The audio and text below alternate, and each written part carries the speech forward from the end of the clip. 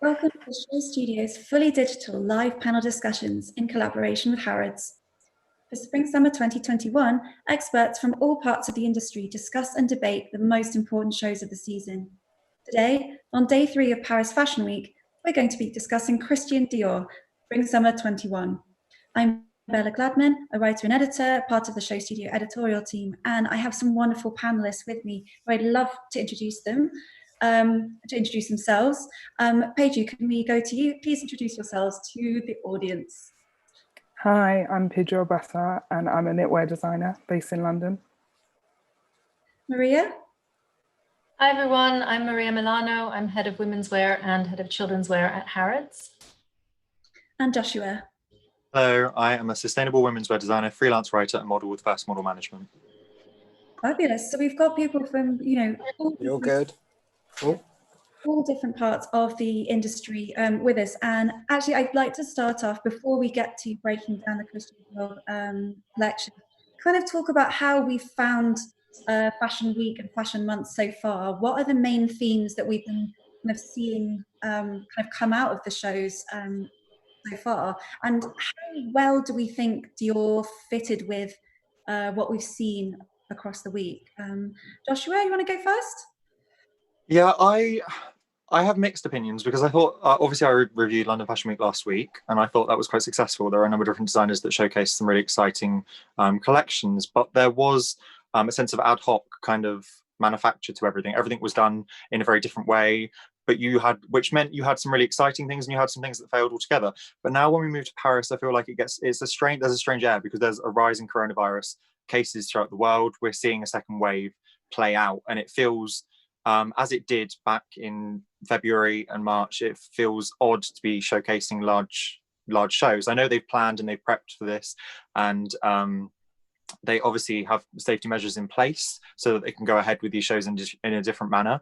But I just think, I don't know, something about it. I think it might also have to do with them being the large conglomerates, such as the Dior's, like the larger brands.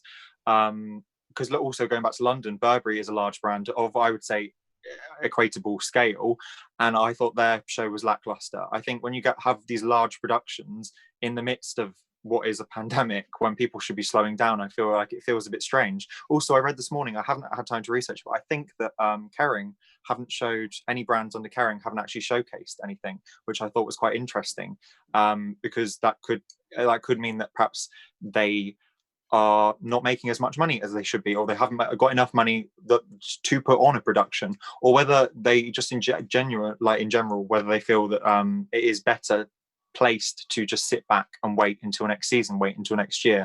Because if you look at like music and film, lots of things have been postponed by a whole year, and fashion seems to be one of the only creative subjects where we're just powering through. And I think that only works on the small scale. I think when it's played out on the large scale, it seems a bit odd. So I think that's a really interesting point, because comparing to sort of the June shows when menswear and couture, when lockdown was pretty much it had just happened, everyone was still really figuring that out, and it did feel very ad hoc then. And actually we've had a few more months on that. September was the time when people were meant to be kind of showing again and sort of re-entering the world of fashion after perhaps a kind of sort of moment of scrambling, and I suppose in one sense it's quite sort of business as usual, having a catwalk show. Obviously the participants numbers drastically decreased. There were 350 as opposed to the normal 1,750 that you'd normally get at a Dior show, a show this size. Maria, how did you kind of respond to having a catwalk show at this time? And this catwalk show as well, what was the mood? What was the mood of Dior, I guess?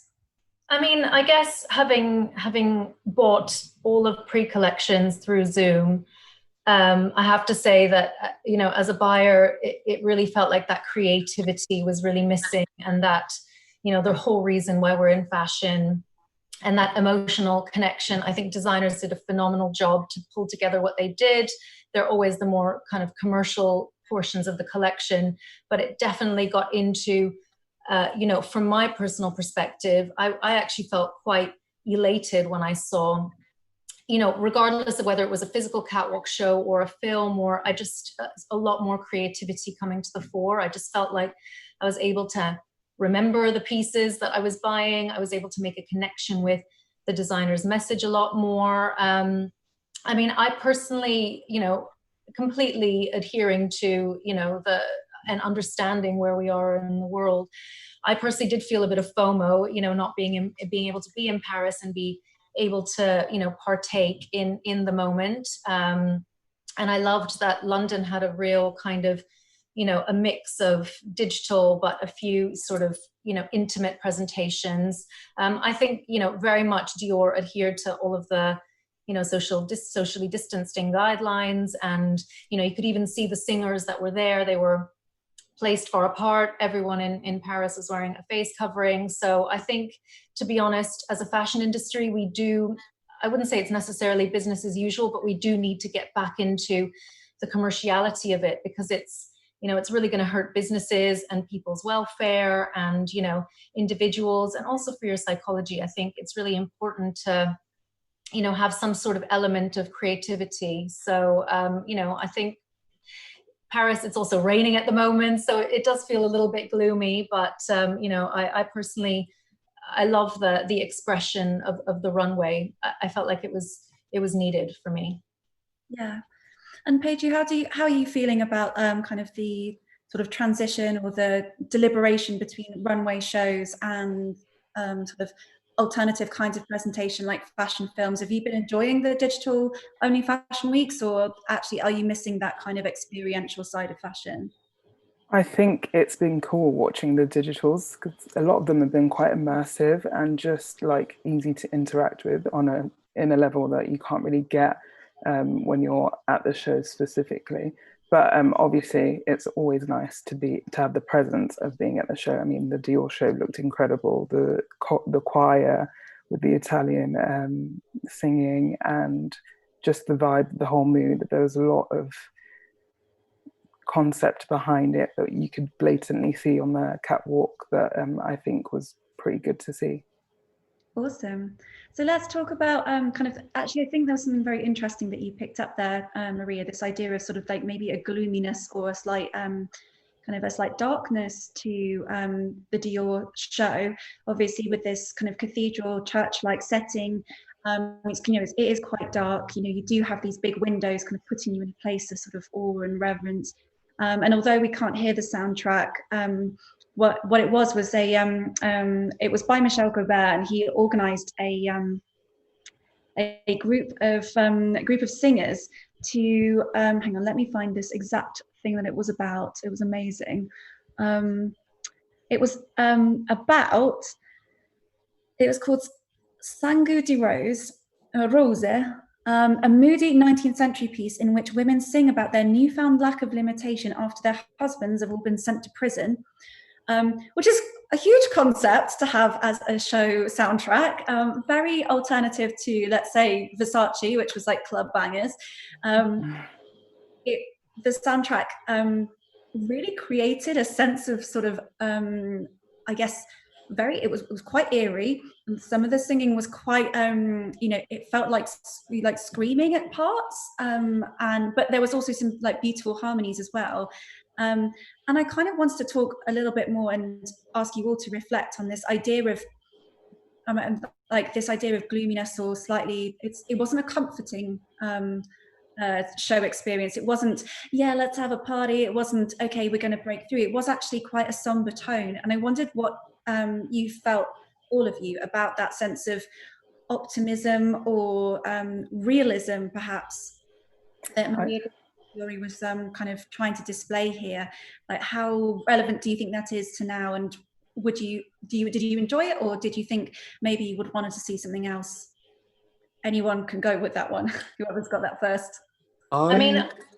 I just want to preface, because obviously I've said on panels before, and I've said publicly before, I'm not a major fan of Maria Grazia at Dior. I am an enormous John Galliano stan. I do think that what he did at the house was unbelievable.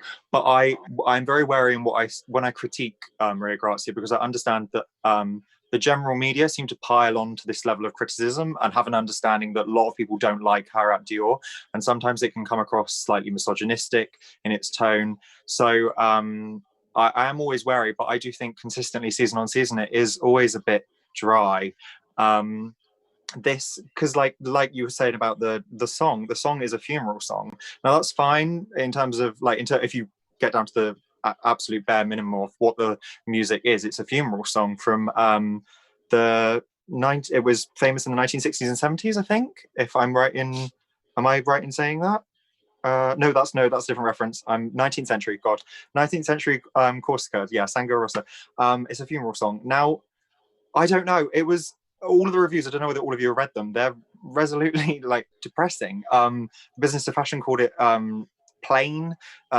Pierre, so Panboy, said it was product centric. There was nothing talking about anything uplifting. There was nothing saying about how positive it was. And I formed my own opinion prior to this, and I think it was just a bit boring. I think people want an escape. Do you know what I mean? People don't want to be. And I looked into the psychology of this, into the psychology of escapism, and as much as people want to see themselves in media, and they want an escape from that. They want to see themselves portrayed in popular culture, but they also want to escape from that at the same time. And I think when we are in a position in the world where we are faced left, right, and centre with doom, gloom, and very negative prospects, we don't want to be faced with that when we are watching a 15-minute show as a form of escape. I do think, though, I take your point, but I do think that obviously launching with the film on Lucia Marcucci, I actually felt like that bit was really uplifting, and I thought the messaging was really apt, and I thought it was almost Maria Grazia's way of kind of putting responsibility in our hands. You know, there was a few quotes from the artist that basically said, the future is in your hands. And, you know, I do think it is all of our responsibility. You know, you look at what's happening in the world, you know, in the States and just across the globe. I do think that was quite an empowering message. And so I do think that she is pretty good at, you know, at putting that in the fore and making you reflect and talk about it as we are now, but also making you take a little bit of responsibility. So did you feel empowered? Did you feel empowered though by the clothes? Because obviously when you break it down to the clothes, a theme is important to a show, but it should start with the clothes. The theme should feed into the clothes, and the clothes should then become the main point, and then the theme should build around the clothes that you've then produced. It should be in sync, and the clothes were very lackluster. When you take away the theme, you take away the narrative, you take away her very impressive knowledge of feminist creatives and her keen skill and passion in uplifting female creatives. When you take that away from it, which is the academic side to her showing and her output, the clothes were very boring. They were very boring, and people, and as much as people are lounging around in t-shirts and in jeans and very casual wear at home at the moment, you don't want, like, people aren't always, they've already bought that. If they want a t-shirt, if they want something very casual, they will go to a different brand that already exists. They will go to a brand that is, their whole ideology is based around leisure wear. They won't go to Dior for leisure wear. You don't, that's the opposite of what I would, if I was shopping for leisure wear, it would be the end of the scale. You go to somewhere like Dior for something luxury, something to wear out, something to wear for an occasion. Well, this is actually quite an interesting point, because actually Maria Grazia Chiuri kind of in post-show interviews did actually make a kind of comment on this thing about what her collection was. She said was sort of very opposite to what you think of for Dior. If you think about sort of what Dior's known for, it's, you know, its main kind of house tropes, like the bar jacket, which is extremely supreme, you know, tailoring, you know, the silhouettes of the new look. I realized that that's, you know, the original Dior staples. You know, they, like, Dior is known for a very structured and you know, structured, tailored kind of silhouette, and that isn't really Maria Grazia Chiuri's sort of point of design at all. You know, her things definitely in this collection very much are relaxed. There's a lot of draping, a lot of the bar jacket kind of was sort of, you know, disassembled to become sort of like a house coat or a wrap, which is, you know, it does feel, actually, I think there's a really good point there, Joshua. It's actually not the Dior that we know or that we have really seen or think of Dior's for. And I wondered, actually how Maria Grazia is going to be taking this into the future. If if Dior is now maybe a more relaxed place, perhaps closer to, when I think of sort of a relaxed luxury place, I think of maybe Giorgio Armani or Chloe, for example.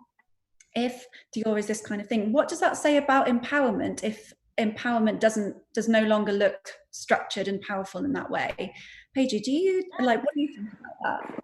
So I think I'm trying to pinpoint whether this is some style features that will go forward, because I feel like it was directly a reflection of today, what's going on today all over the world. I noticed that there was a lot of like elasticated shearing and like loose ties, and obviously, like you said, there's some soft tailoring and things like that.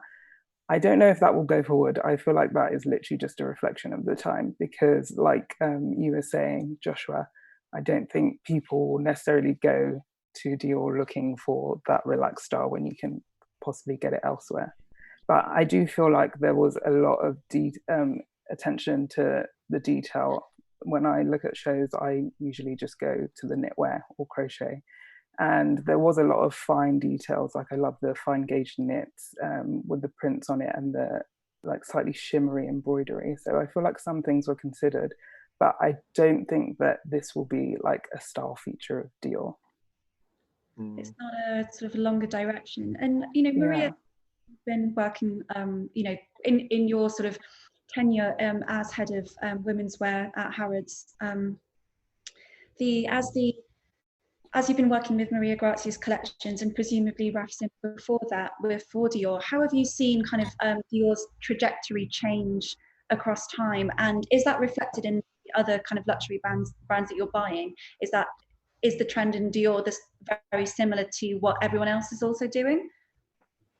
I mean, I have to say, and I have a huge respect for the history of Dior, Maria Grazia just isn't such a buttoned up, tailored designer anyway. Even looking back to her shows for Valentino, it was very much about this lightness and these sort of gowns and, sheer fabrics. So I think she's being very true to herself.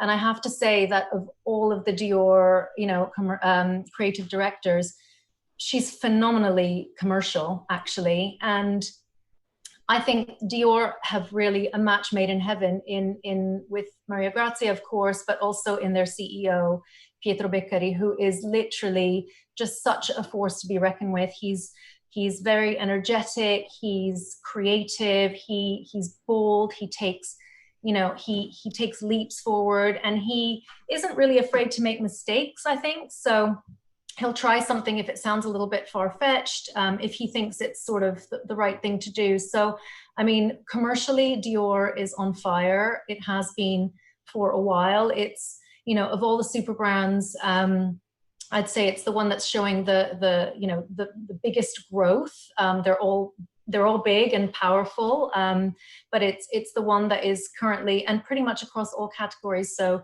ready-to-wear, accessories, shoes. So I think that, they're a match made in heaven, the two of them, I think, from a commerciality perspective. Actually something I really wanted to put back to Joshua as well, because you were saying that Pamboy, Pierre, who's actually hosted panels on here before as well. So I was looking at his tweet where he said he critiqued Maria Grazia's, sorry, I always call her Maria Grazia like we're on first name terms, but Maria Grazia Chiuri's Dior for being product centric. And I kind of wanted to open this up to everyone about this sort of perceived divide between creativity or a sort of energy and then commerciality. So it seems to be something that's often thrown back and forwards, like that this can be real creativity, but it doesn't necessarily have sell very well. And then you can have things that maybe are sort of less, ignite less creative inspiration. But as you said, Maria, made is selling extremely well. And I wondered how Peju and Josh, how you felt about this, and could you point to anyone that kind of balances these two things really well? I think I want to just bounce off what Maria just said, that commerciality doesn't make history. Like, commerciality is wonderful, and I'm not going to knock that. I think that whatever she is doing at Dior is commendable, because she is selling, and I think that's impressive in itself. And I don't doubt her skill necessarily, because I do appreciate her work at Valentino, but I just don't think that her position at Dior is the right place for her, because I get that it's commercial, but I think there are other brands that do that so well. And because a good example, or maybe she should remain at Dior but split her, have someone else on board, because I think when at that level of fashion, you want to be doing the pieces that do make history, pieces that are risk taking, pieces that don't necessarily sell, but they get printed in every book everywhere and worn by everyone and define a decade, because those pieces are more commercial through history than they are in that moment, because those pieces will influence hundreds of other designers at lower levels and hundreds of other designers at even lower levels, and will influence culture in itself. So when you add, but there won't be a figure for that, because you can't calculate the amount of influence a look can have, and the commerciality of that influence. So all we have is direct, immediate calculations and reports, which I appreciate. So I appreciate she is commercial in the now, but these pieces are going to be forgotten. And I think it's quite interesting going slightly back when you referenced that interview with her, and she talked about how she separates the idea of how you feel and how you look. And I just thought this defines her more than anything she's ever said, because she's separating these two things, and people don't buy clothes or don't necessarily buy clothes to make them just feel good. You feel good based on how you look. They both correlate. They both flow into one another. You buy a look, and if you wear a look that is strong, that is bold, even if it's uncomfortable sometimes, if it looks amazing, you feel better. It's psychology. It's how humans are attracted to beautiful things. It's an animal instinct sort of thing. So the idea that she separates these two entities into something that you feel and something that looks good is really odd for me, because I think that someone at the helm of one of the largest companies in the world, producing and influencing fashion on the whole, should be considering looks that are impressionable, that do look incredible, and will make a woman feel a certain way through wearing that look. The design shouldn't be driven by comfy, like I said, leisure wear. That's just odd for me. I agree with that. Do you think that sustainability has anything to do with that, as in the wider scope of fashion? Because I feel that some brands are doing things that are more commercial, more wearable, because people will buy them and hopefully look after them if they're spending, luxury designer money on them. You can be sustainable and create really amazing pieces. We've got to remember, when I say this every time I talk about sustainability, no piece of fashion can be sustainable. It is an oxymoron. People use the term sustainable designer, including myself, to make others realize that what is produced in a more considerable manner. So by definition, any brand can be sustainable. They just need to consider their supply chain. They need to consider the people that manufacture the clothes. They consider where the materials come from. And when you start to consider all those things, which are actually quite easy in principle, especially when you have the amount of money that a company such as Dior has, then you can do things sustainably and still make. So, for example, a heavily tailored, well-made jacket can be sustainable if you produce, if that material is woven from a fiber which you have manufactured, that is sustainably manufactured and has little impact on the environment, and you make that on a limited scale, so that the material that is made is used entirely, and then that piece is lined with, say, a bamboo silk or a more sustainable fiber that is less taxing on the environment. You've then got an extremely well-tailored couture jacket that is conscious. So you can do all of these things. You can have something that is beautiful. It just has to, or even on a very bare minimum scale, you can use a circular way of working, so that you as a company such as Dior, and I was thinking about this recently because I was writing a piece on Gucci, in that you have a system where people can take their pieces back. I think Selfridges is doing a couple of different different initiatives such as this. So you can take them back, get them repaired, and have them back so they last longer. That's another way, a very bare minimum way of being sustainable, but producing pieces which are beautiful. They don't need to be leisure wear or really relaxed or really boring to be sustainable. What did you think of the couture show? Sorry, Joshua, because I guess, you know, increasingly we've got the couture opportunity for designers to really, you know, engage with that level of creativity and beauty and connect with the archives and represent Dior. And then you've got the responsibility of producing a collection that is going to sell and is going to be successful and is going to keep people employed and is going to, you know, I suppose, carry on the legacy of the brand. The couture show was good, but it was good for ready to wear. It wasn't couture. This is the problem. That there is obviously a team that escalates and upgrades what they produce, and I think the couture was good. There were pieces from the couture collection that I could actually pick out and say, oh, they were well made. That's a really nice jacket, or that's a nice silhouette. There were also some awful looks in there, but it wasn't a dry collection. It was a really good couture output for her, if we're going to put it in that context, but it wasn't couture. It was ready to wear. She should be upscaling it, or there should be someone that does the couture set as a separate entity to her, because for couture you are sustainable in itself, because you're only making 3 looks, and couture is the utmost level. That is the level that you really do need to work on influence. So you're not looking, but yet again, I think if you go back, I know we're not talking about couture, but if you go back to that, I think the press release talked about how she was thinking about what a woman would wear, what a woman would want to wear, kind of on this, like your average woman. And I don't think an average woman is ever looking at couture in that sense. You want couture to be art. You want it to be something, a higher being, something that elevates your way of thinking. So you look at it and think, oh, okay, how could I do that in something that's more approachable for me? And that should then influence in itself the ready to wear. So I think the whole system that they've got going at Dior might be really commercial, but in terms of design and creativity, it's all wrong, because she is approaching things at the wrong level, if you get what I mean. I think what's really interesting about this is that this, you know, like Joshua, you know, you've definitely kind of summed up this kind of perspective of fashion, that fashion should be this kind of place where sort of, you know, dreams and ideas are pushed forward. And certainly that's sort of why I got into it. Like, that's why, like, we love the designers that, you know, have gone back in our history books, like, you know, those iconic looks by McQueen, or, you know, those crazy Galliano ones that you singled out as like a really high point for Dior. And I think actually there's probably, I think this fashion week in general, or this kind of last 6 months, it's kind of shown a bit of a split, or like a kind of dichotomy between there's different attitudes towards fashion. Because I think there's one side that's very much like, I want to have a fantasy, I want to have something that pushes things forward.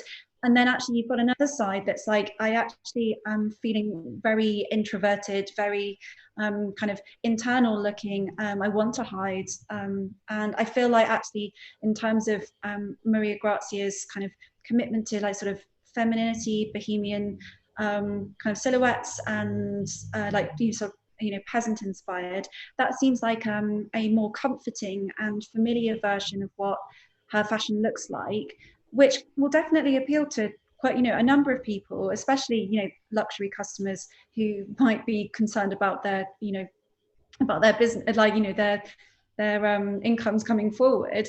And actually then you've got like another section of fashion that's like, right, we need to move beyond this moment of kind of, oh, my hands disappeared, sorry, I shouldn't make gestures. You know, we've got the sort of basically the two the 2 points who are kind of going at cross purposes here. You've got the customer who would like things to be safe and familiar, and perhaps not pushing the boat out, but it's somewhere that they feel really comfortable. And that's certainly something that Maria Grazia, it's all about, you know, making women feel powerful. And if power looks like staying where you know, then fine. And then there's another part, which is like, we need to rip things up, start it again, push things forward, to like unsettle people and destabilize. And that's what you can see maybe in well, Marine Serre, I'm wearing her now at the moment,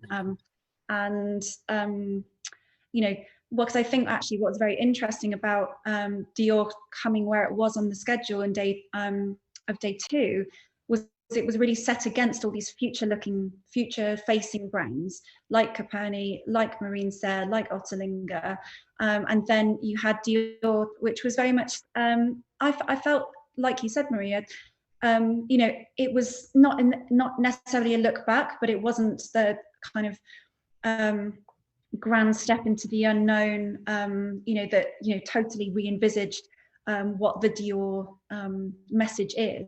It was more of a continuation of Maria Grazia's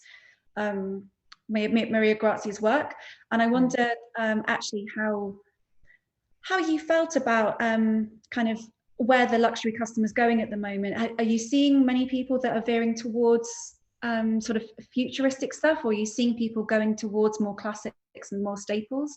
What's that looking like in the sort of luxury sector at the moment?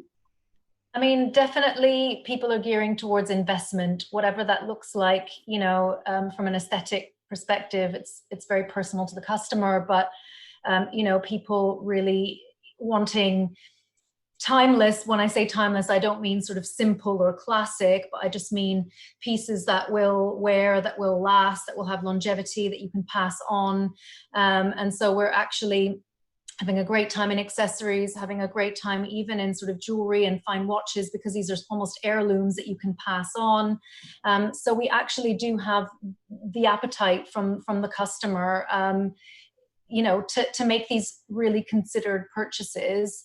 And yeah, we're selling sort of streamlined and classic, but we're still selling opulent, you know, and despite the fact that not many of us are heading out to occasions, you know, we do still have customers who are, whether it's because they're, you know, planning something for the future and seeing something that they love now, or that they just want to wear at home, but we are seeing that customer. So I think, and from my perspective, that is what sustainability is. You know, I think it is about not just throw away fashion and I'll buy it to wear for my Zoom meeting and then not wear it every, you know, and that's, you know, the beauty of it. I think that's what's changed in the last 6 months for everyone, not just for the people working in fashion or the protesters. It's sort of trickling down and resonating.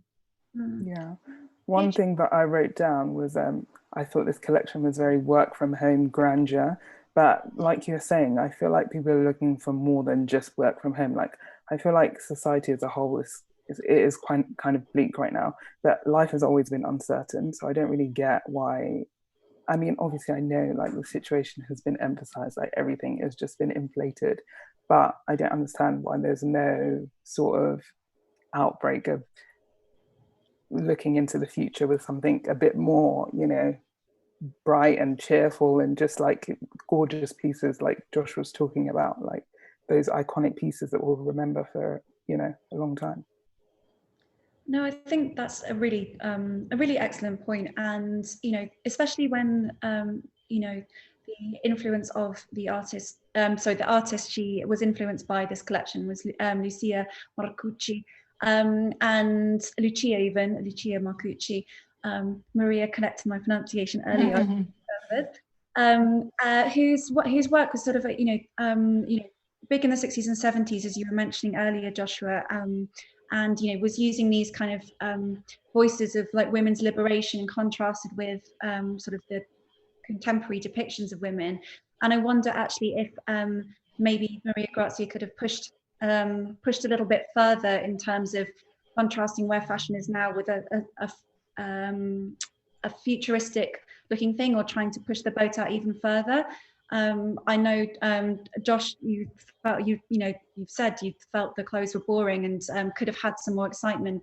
What do you think? You know, if you were coming in to advise Maria Grazia on the design process, what one or two things would you do to sort of instantly inject it with something you were looking for? I think even at the moment, there would be so many things that I would, but I just want to mention really quickly, you're wearing Marine Serre, yeah, which you said is a brand that does something a bit more has done something a bit more extravagant, and I think in itself is telling. You have decided to buy that, even though you are sitting at home. Do you see my point? But because we were talking about the idea of what do people buy into, whether they want, because brands have gone for a shift of either extravagance or staying at home, just you and yourself wearing that top indicates that the person working from home is buying the more extravagant pieces, the pieces that from the shows that do more exciting things. But in relation to your question, I think what I would advise to slim the collection down. I think doing an 80+ look collection during a pandemic is ridiculous. You don't need to be doing that many looks. A good example I mentioned on London Fashion Week last week was Richard Malone. He had about 30 looks, I think, at maximum, and that was an impressive collection. And I don't doubt that collection will be a commercial success in itself. He is also a very good example of a sustainable designer in terms of his principles and how he manufactures. So I think it would have been more impressive if she'd have slimmed the collection even down to 40 looks, kept it nice and concise, and then focused on each look to make it impressive. You could have still had the leisure wear that she's wanting to achieve, but I think it should have been balanced with nice tailored pieces that you would expect from Dior, pieces that are a bit more upscaled. I think there is a lot that could change. I'm very aware that I'm not a fan of Maria Grazia's work, but I did try to come into this looking at it for the positives. I looked through all of the looks, and there is just nothing that I think is overly intelligent in terms of cut, in terms of manufacture. I thought one of the perhaps most impressive bits was the prints, and they're not mind-blowing in terms of the prints, but they are good, and they're made by which I do like. Yet again, I've said about her principles, but they are manufactured by female Indonesian artisans, and they're eye-capped prints, which she's used before in collections before, and I think they were the nicest bits. I thought the accessories translated those prints quite nicely, but the clothes themselves weren't cut very well. They were very simple cuts. The cuts were very similar to things you would get in H&M. Like, I don't mean to pan that in a very, I don't mean to be offensive about it, but they are very simple cuts. They're not extraordinary. You could have something that's more, slip drape like, which would be simple enough to wear at home, but it could be more intelligent in terms of its cut and manufacture. I just think it wasn't balanced very well. It wasn't very intelligent, but I will say my only positive, because I do want to look for a positive, is, like I've said, her commitment to feminism, for the feminism movement, and to which I think leads into why she's so commercial. Because I think, and I don't mean this in a controversial sense, but I think there are a lot of perhaps white Instagram women that buy into Dior because they like the idea that they're a feminist. Do you know what I mean? They're buying into it because it's easily accessible feminism for them. However, the root of it, Maria Grazia's intellect in terms of feminism is quite impressive, and I think she would perhaps do better at writing a book on it, because her research and level of research for these collections is quite impressive, but it just doesn't translate into these very boring cuts. Anyone else? Sorry. I mean, for me, the sort of the simplicity maybe is exactly what she was craving, stripping it all away and, and not focusing on the fussy. I think that there was some, some a nice move on from, all of the cashmere that we've been buying. And, I thought that the denim, I think it's nice that she brings denim in as well. It's, she had light fabrics. There was the lightness of the collection, I thought, was a nice juxtaposition to the sort of ecclesiastical mood, as it were. So, I wouldn't wear all the looks myself personally, but I do, I think that likening it to H&M is harsh. It is a bit harsh, but I mean, I don't want to put you on the spot, so by all means don't. But I mean, what look out of that whole collection, which I'm sure you've seen, what look would you pinpoint as intelligent in terms of cut, or what would you think what would you buy into? What would you wear and think, wow, this is really well made? I really did try, because there have been a few looks in seasons previous where they've been okay, they've been well cut, they've been intelligently made, but I just thought it was very simple.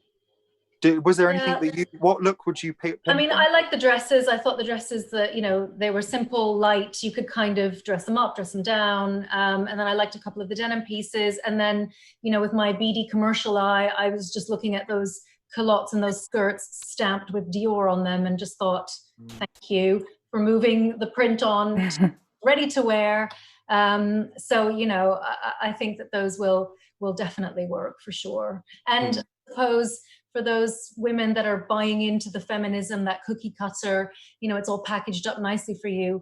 Well, at least it's getting out there, it's being spread in, you know, which is really important.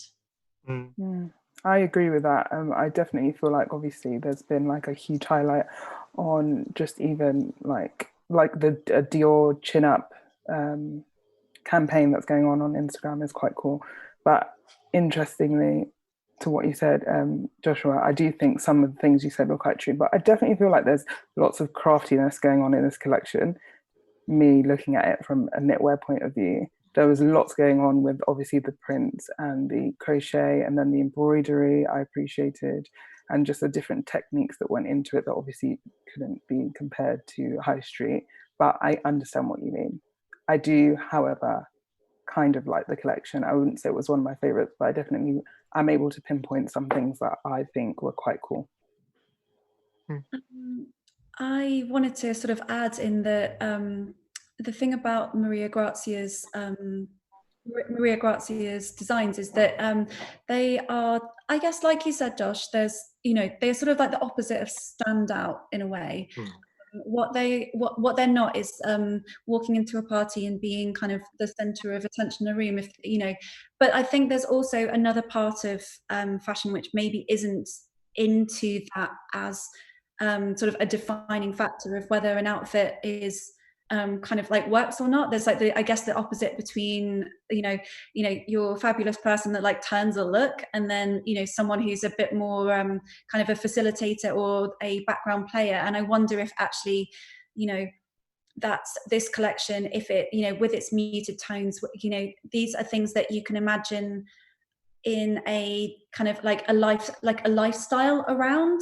It's one of sort of sunning on a terrace, things like that. But what it definitely isn't is this is me at the front of the party. This is me kind of making a bold entrance, spotlight on me kind of fashion.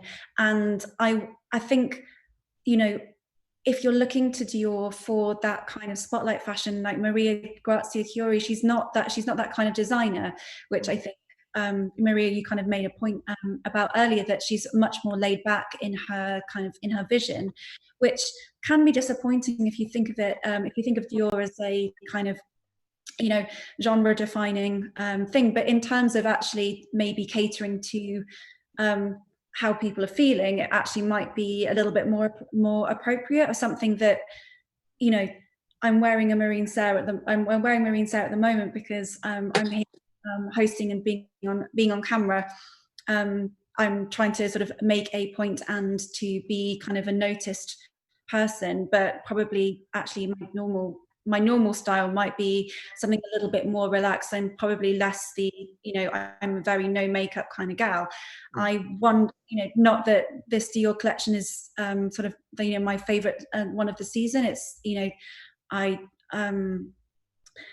but I actually think it's my favourites of Maria Grazia so far. I'm actually pleased that her the feminist things have actually been toned down a notch and actually are just coming through in the craftsmanship.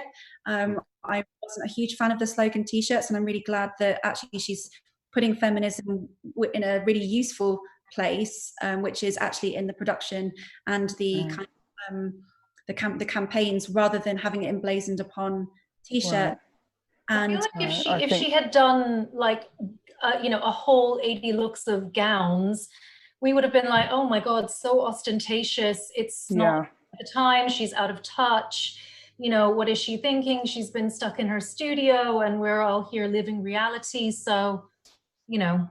But also there wasn't an escalation. Like normally you get to look 80 or look at the last few looks. The last 3 should be extraordinary. Like they should be showpieces, because by the time you get to look 70, you've got enough commerciality in the past 70 looks that you can go crazy. Like you can make something extraordinary that's going to get photographed. That was the point of a show. Like otherwise make it an appointment-based system, which I have previously mentioned, because the point of a show and the idea of a show evolved to become an advertisement for the brand. But when the advertisement is as bland as this, then who is buying into it? Because you get to look 70, 72, and there's no escalation. The last looks are just almost as bland as the first few. But I just think it could have been balanced out better. There should have been a few more pieces in there. It should have been a smaller collection. And I wanted to just touch on, because we talked about this just before we went live, Bella, but to do with the Extinction Rebellion protester, Sorry, I which forgot that. Yes. yeah, no, I just thought we should bring that up because I'm a supporter of Extinction Rebellion. I think they do a great job. I'm not necessarily a supporter of every value that they hold, but I think they do a good job in holding companies to account and making people think about what they're doing. Like I said back when I was explaining sustainability in fashion, it is an oxymoron, but it is. But by having entities like Extinction Rebellion around, they put pressure on companies such as Dior to work better, to be more sustainable in their production, to think about who's making those clothes, which is great. However, the Extinction Rebellion protester wasn't. It has been confirmed from Extinction Rebellion, so they have claimed that it was them. So on their end, they've said, yeah, they've claimed responsibility. But I thought what's most interesting is Dior didn't acknowledge it at all, and it wasn't mentioned as part of the show.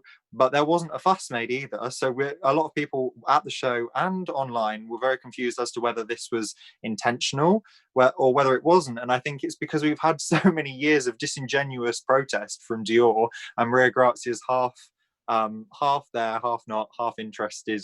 I suppose protest on the catwalk, that this doesn't come as a surprise. A protester walking with a slogan walking down the catwalk, which isn't a surprise or a shock to anyone. Nobody flinched, no security moved, because nobody could work out whether it was real or not. I don't think it was real, but I think this also, I don't know, I just thought, but even if it was real and they're not, Dior aren't claiming it as real, it's a weak attempt at press. Maybe they knew that the collection wasn't as interesting or wasn't going to get as much press. So by having a protester walk down and it seemed like there was a scene, they would get more press. But then I would be both disappointed in Extinction Rebellion and Dior at that behind the scenes collaboration. And then I wanted to compare it to, as I mentioned off air, the full 2003 runway at Dior, where Peter, their First Shame protester, they ran out in between, I think it was look 6 and look 7 or one of those, and it's an iconic, it's a memeable moment because the model simply pushes the protester off the runway, but that got, I would argue that a protest like that, which is meant to be just as genuine as the one today or the one yesterday, got far more interest, far more conversation around the banning of fur, which is almost banned in most countries now, most first world countries that produce fashion now, I think, because I think New York have banned fur on the schedule, and so have London, I think, and I think Paris are going to do the same, if I'm right in saying. So if you go back, the history of that moment in itself has defined a culture change in how we work with textiles and how we work with fur. And Peter's campaign around that was quite. On that, do you think pivotal. The Peter Fur campaign was actually a stronger message than whatever it said on the Extinction Rebellions, which was we are all fashion victims, which is kind of a bit of a generic statement that doesn't really say anything. And Extinction Rebellion have been known to do some really weird tactics. Do you think actually perhaps it's a weakness of Extinction Rebellion? Not indeed, but I don't think it was. But like I said, right, just as I was explaining, I don't think that I don't think it was a natural protest. I don't think it was, because no fuss was made. I think that it didn't go as well. I think I wouldn't be surprised if it was Extinction Rebellion had been asked to work with Dior in creating a faux scene, but I don't think it created as much of a scene as they hoped. Therefore, nobody published it. I think they were hoping there would be more outrage. It's so scandalous. I feel like I thought it was actually a part of the show, just because the beginning, I was so interested by the video in the beginning with the artist that I thought there was more coming. That I thought there was going to be more bold slogans coming, but obviously there wasn't. And that also gets me thinking is I understand how silent protesting can be a bit stronger than, just blaring out to anyone, anything that's there. But I just don't know how genuine it is. Do you understand what I'm talking about? Mm. So I think we're coming to the end of our panel anyway, and actually I feel like there's there's been some quite wild different opinions on here. I'm super interested in this idea of a Extinction Rebellion ex-Dior collaboration conspiracy. Definitely need to get some kind of investigative podcasters on the case. Joshua, I commission you to Peju, what were your kind of like, to sum up, what were your overall thoughts about this? What would you like to see more of, and what did you like? Like I said, work from home grandeur. I'm into the craftiness that I saw. I do think some of the pieces were a bit inconsidered. I just don't feel like there was anything exciting with some of the details, but I'm able to appreciate some of the crochet and the fine gauge knits were my favorites, and a bit of the tapestry prints were quite cool. The bold graphic lines with that kind of contrasted nicely. I wouldn't say I hate it, but I just want to know more about what's going on, especially with the Extinction Rebellion. Okay, so we're going to solve the mystery. We're going to need to push it further, and some more excitement. Maria, what were your kind of takes overall from the collection?